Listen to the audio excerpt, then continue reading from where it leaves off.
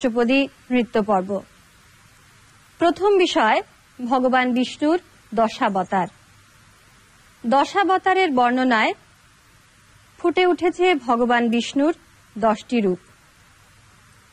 প্রথম অবতার মীন, যিনি প্রলয়রূপী সমুদ্র গর্ভ থেকে বেদ উদ্ধার করেছিলেন।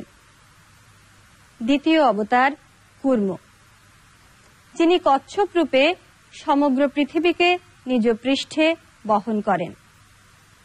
পরবর্তী অবতার বরাহ, যিনি নিজ দন্তে এই ধরিত্রীকে ধারণ করেন। এইভাবে নৃত্যশিল্পীদের অভিব্যক্তি ও আঙ্গিকে একে একে মূর্ত হয়ে ওঠে নৃসিংহ অবতার, বামন অবতার, ক্ষত্রিয় সংহার রূপী পরশুরাম, শ্রীরাম ও বলরাম।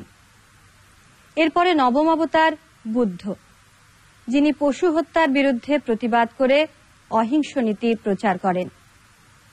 সর্বশেষে কল্কি অবতার, অশ্বারোহণে আগমন হবে তার এই জগতে। এই ধরিত্রীকে পাপ মুক্ত করে পুনরায় ধর্মে প্রতিস্থাপন করবেন তিনি, এই আশা আজও বহন করে মানুষ।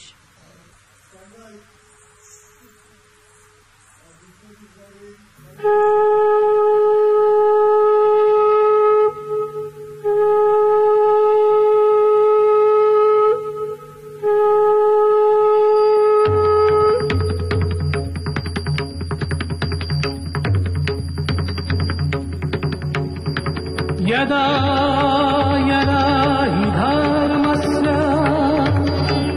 ग्लानिर्भवति भारत अभ्युत्थानम् अधर्मस्य तदात्मानं श्रेयाम्यहम् परित्राणाय साधूनां विनाशाय च दुष्कृतां धर्म संस्थापनार्थाय